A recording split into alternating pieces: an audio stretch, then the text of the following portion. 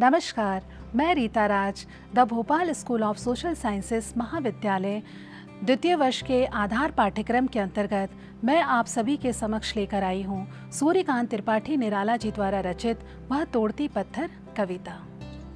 सूर्यकांत त्रिपाठी निराला हिंदी साहित्य संसार के छायावादी युग के 4 आधार स्तंभों में से एक हैं।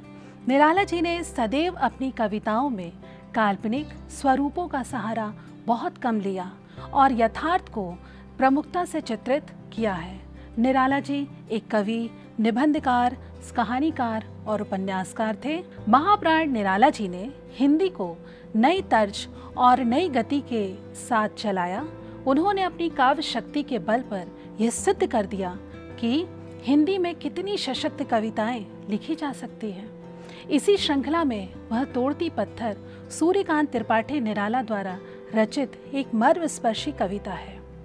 इस कविता में निराला जी ने एक पत्थर तोड़ने वाली मजदूर महिला के माध्यम से शोषित समाज के जीवन की विषमता का वर्णन किया है। कवि निराला जी कहते हैं कि मजदूर प्रतिकूल परिस्थितियों में भी अपना काम पूरी लगन एवं निष्ठा से करते हैं, फिर भी उनके मालिक जो संपन्न वर्ग के होते हैं उन पर अत्याचार करते हैं और उन्हें अनेक तरह से प्रताड़ित व उनका शोषण करते हैं। इसके उपरांत भी यह निर्बल श्रमिक स्वाभिमान से जीना जानते हैं और स्वाभिमान से जीने की क्षमता रखते हैं। वह तोड़ती पत्थर कविता अनामिका से ली गई है। यह कविता तोड़ती पत्थर संभवतः 1935 में लिखी गई थी और सबसे पहले सन 1937 में सुधा नामक पत्रिका में प्रकाशित हुई। तोड़ती पत्थर कविता का प्रतिपाद्य अगर हम देखें तो ये पाएंगे कि यह कविता एक प्रगतिवादी कविता है। कवि ने कहीं जाते हुए इलाहाबाद के रास्ते में एक श्रमिक युवती को देखा था जो एक छायाहीन पेड़ के नीचे बैठे पत्थर तोड़ रही थी। उसके काम करने की परिस्थितियां, परिवेश आदि को उन्होंने इस कविता में प्रस्तुत किया है। इसमें उस श्रमिक स्त्री के माध्यम से शोषक और शोषितों के जीवन की विषमता का चित्रण किया है। श्रमिक प्रतिकूल परिस्थितियों में भी मन लगाकर काम करते हैं। उन्हें शोषकों के अत्याचारों का बोध है।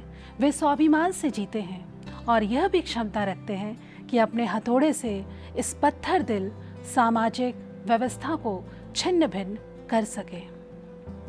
कविता में जिनका विशेष रूप से चित्रण किया गया है वे महत्वपूर्ण अंश इस प्रकार हैं।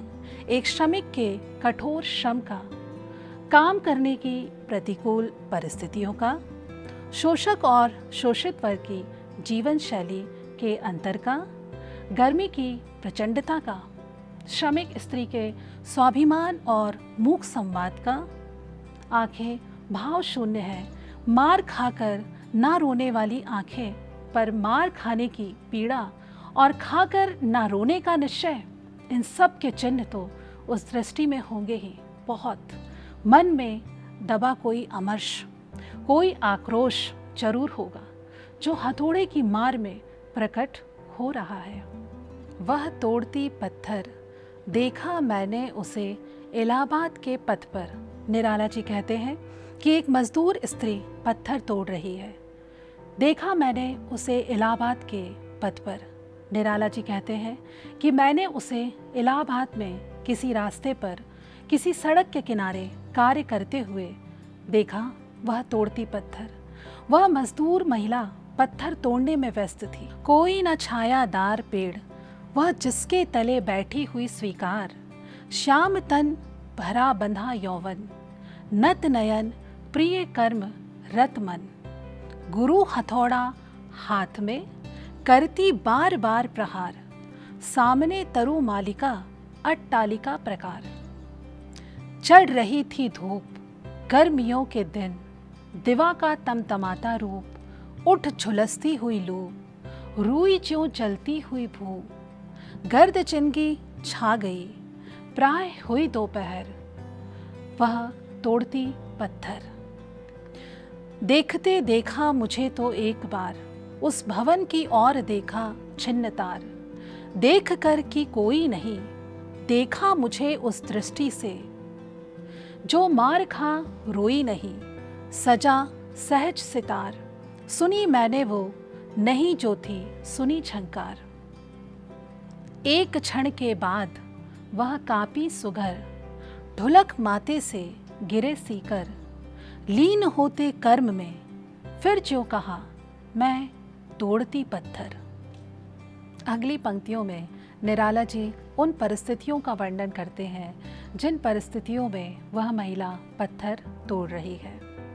कोई न छायादार पेड़ जिसके तले बैठी हुई, वह महिला जिस पेड़ के नीचे बैठी है वह पेड़ छायादार नहीं है, वह पेड़ उसके धूप से उसका बचाव भी नहीं कर पा रहा है। स्वीकार, लेकिन उस महिला ने इसे अपना भाग्य समझकर स्वीकार कर लिया है। श्याम तन उस महिला का शरीर सांवला है जो शायद धूप में निरंतर कार्य करने से हुआ है।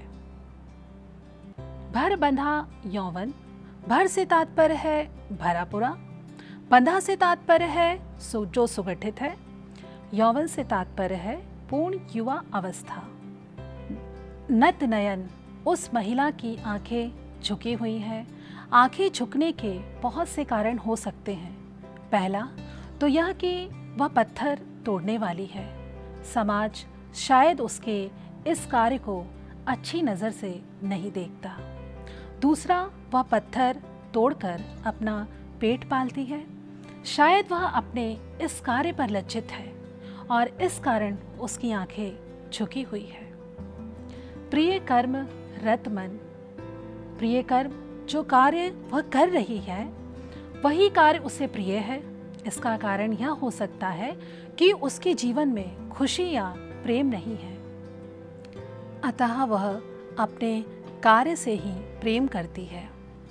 रत मन का अर्थ है कि उसका मन इस काम में डूबा हुआ है या तल्लीन है, अर्थात उसका मन इस कार्य में पूरी तरह से डूबा हुआ है और वह अत्यंत प्रेम के साथ इस कार्य को कर रही है।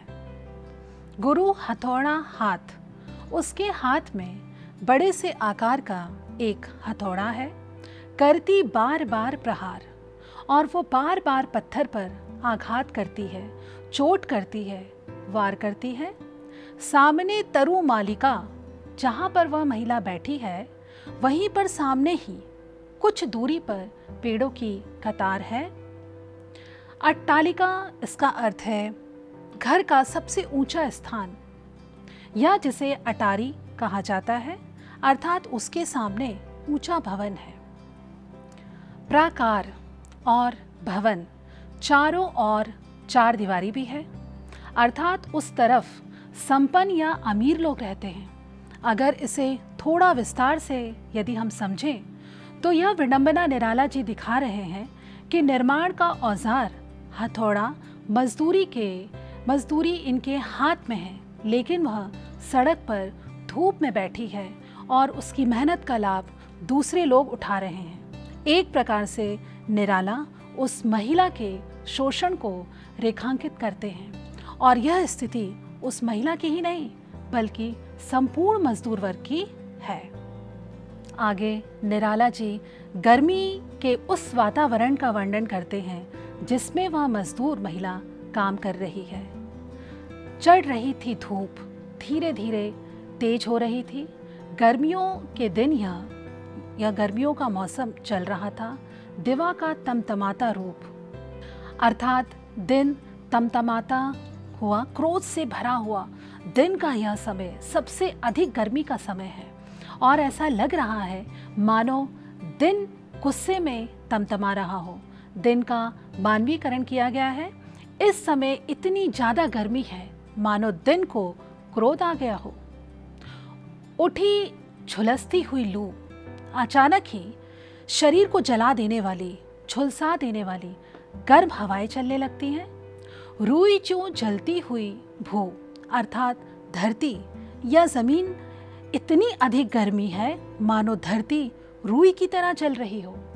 गर्द चिंगी छा गई, गर्द अर्थात धूल के कण। चिंगी का अर्थ है चिंगारियां। इसका अर्थ यह हुआ कि धूल के कण चिंगारियों की तरह वातावरण में फैल गए हैं। प्राय हुई दोपहर और रोज की तरह दोपहर का समय आ गया है, वह तोड़ती पत्थर। लेकिन विडंबना तो यह है कि इस समय में भी वह मजदूर महिला आराम नहीं कर रही है, बल्कि पत्थर तोड़ने के कार्य में व्यस्त है। आगे कवि यह लिखते हैं, देखते देखा मुझे तो एक बार, जब उस महिला ने निराला को अपनी ओर देखते हुए देखा तो एक बार उस भवन की ओर देखा। उस महिला ने उस बंगले या कोठी की तरफ देखा जो कि वहां से दिखाई पड़ रहा था। छिन्नतार से अभिप्राय है बहुत लाचार या उदास या आशा रहित। तार टूटने पर जो हालात किसी वाद्य यंत्र की होती है, वैसे ही सपने या आशाएं टूटने पर मनुष्य की हालत होती है। तो उस समय उस महिला मजदूर की हालत ऐसे वाद्य यंत्र की साज जैसी है जिसके तार टूट गए हों। देखकर कोई नहीं, उस भवन में उस समय कोई भी व्यक्ति नहीं है। वह महिला यह बात सुनिश्चित करती है, देखा मुझे उस दृष्टि से जो मार खा रोई नहीं। निराला की और ऐसी नज़र से देखती है जैसे उसे मारा गया हो और रोने ना दिया गया हो, अर्थात जो उसके भीतर की पीड़ा है वो व्यक्त ना हो पाई हो। अगली पंक्तियों में निराला का कवित्व जाग उठता है। साहित्यकार की नज़र से उस महिला को देखते हैं और लिखते हैं, सजा सहज सितार। स की आवृत्ति होने से यहाँ पर अनुप्रास अलंकार है। निराला महसूस करते हैं कि वो स्त्री उनके सामने मानो किसी सितार की तरह बैठी थी। जैसे सितार को छेड़कर मधुर या अनोखे गीत रचे जा सकते हैं, वैसे ही इस स्त्री की व्यथा और पीड़ा में भी अनेक गीत या धुनें छुपी हुई हैं, ऐसा निराला महसूस करते हैं। इसलिए वे उस मजदूर महिला की तुलना ऐसे सितार से करते हैं जिसके तार कसे गए हों और उसे बड़े ही स्वाभाविक रूप से सजाकर सामने रखा गया हो। सुनी मैंने वह नहीं जो सुनी थी झंकार। निराला जी कहते हैं कि मैंने उस महिला के भीतर पीड़ा के मधुर गीत या खनक महसूस की जो कि शायद किसी और ने महसूस नहीं की होगी। उस स्त्री का जीवन यद्यपि बहुत ज़्यादा पीड़ा या व्यथा से भरा हुआ है, उसके जीवन में संघर्ष है, लेकिन निराला महसूस करते हैं कि कहीं ना कहीं उसकी पीड़ा में भी एक खनक है, झंकार है, जिसे हर कोई महसूस नहीं कर सकता। लेकिन निराला कवि हैं, इसलिए वे इस महिला की पीड़ा में भी मधुरता को महसूस करते हैं, संगीत को महसूस करते हैं और काव्यात्मकता को भी महसूस करते हैं। एक क्षण के बाद वह कांपी सुघर। एक क्षण के बाद उस महिला के शरीर में मानो सिहरन होती है, कंपन होता है। सुघर से तात्पर्य है सुंदरता से है। वह स्त्री एक क्षण के बाद वर्तमान में लौट आती है और थोड़े ही समय के बाद उसे अपना कार्य याद आता है। ढोलक माथे से गिरे सीकर। ढोलक का अर्थ है गिरना या टपकना, सीकर का अर्थ है पसीने की बूंद। निराला जी कहते हैं कि उसके माथे से पसीने की बूंदें गिरने लगी, मानो उस पसीने की बूंदों में उसके अस्तित्व को वास्तविक जीवन में लाने का कार्य किया और उसे याद आता है कि वह तो मात्र विषम स्थिति में जीवन जीने के लिए पत्थर तोड़ने वाली स्त्री है। इसलिए अंत में वह स्वयं कहती है, मैं तोड़ती पत्थर। वस्तुतः ये कहा जा सकता है कि कविता में कवि पत्थर तोड़ने वाली मजदूर स्त्री के माध्यम से सामाजिक, आर्थिक, प्राकृतिक विषमता को अभिव्यक्त करते हुए शोषित वर्ग के प्रति पूरी सहानुभूति व्यक्त करते हैं। उनका उद्देश्य समाज में स्त्री विषमता को समाप्त कर शोषित वर्ग को न्याय दिलाना रहा है। वे मजदूर स्त्री का वर्णन आंतरिक व बाहरी दोनों पक्षों के रूप में प्रकट करते हैं। जहाँ वे उसकी कर्मप्रियता को व्यक्त करते हैं, वहीं उसके सौंदर्य का चित्रण भी करते हैं। साथ ही वे उस स्त्री का मनोवैज्ञानिक अध्ययन भी करते हैं वह उसके मन की पीड़ा, मूक वेदना को भी भली भांति समझते हैं और यही वेदना समस्त पाठकों को भी वह एहसास कराते हैं। धन्यवाद। आज हमने जाना सूर्यकांत त्रिपाठी निराला जी द्वारा रचित कविता वह तोड़ती पत्थर।